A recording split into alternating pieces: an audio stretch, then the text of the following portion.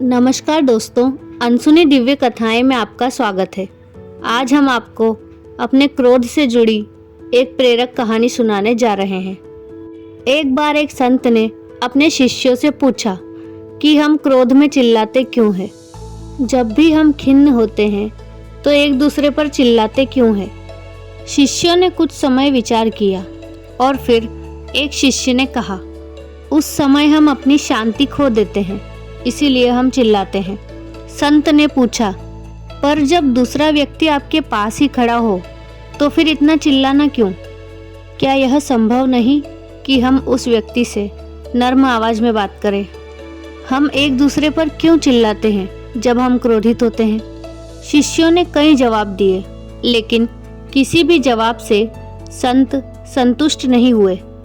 अंत में उसने कहा कि जब दो व्यक्ति एक दूसरे पर क्रोधित होते हैं तो उनके हृदय एक दूसरे से बहुत दूर हो जाते हैं। इस दूरी को तय करने हेतु ही उन्हें चिल्लाना होता है, ताकि वे एक दूसरे को सुन सके।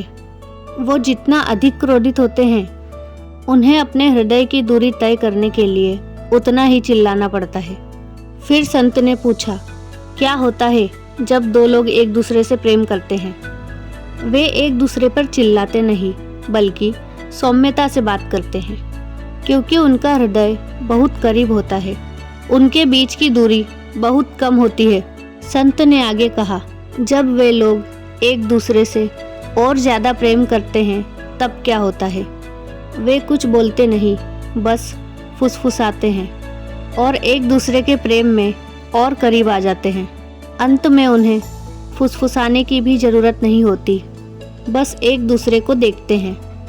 इस तरह लोग करीब होते हैं जब वे एक दूसरे से प्रेम करते हैं। जब आप किसी से बहस करें तो इस बात का ध्यान रखें कि आपका हृदय उनसे दूर ना हो जाए।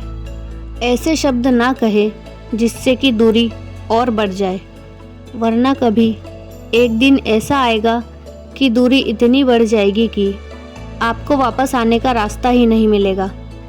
क्रोध से हमारे साथ साथ हमारे आसपास के लोगों के शारीरिक, मानसिक और आध्यात्मिक स्वास्थ्य को खतरा हो जाता है।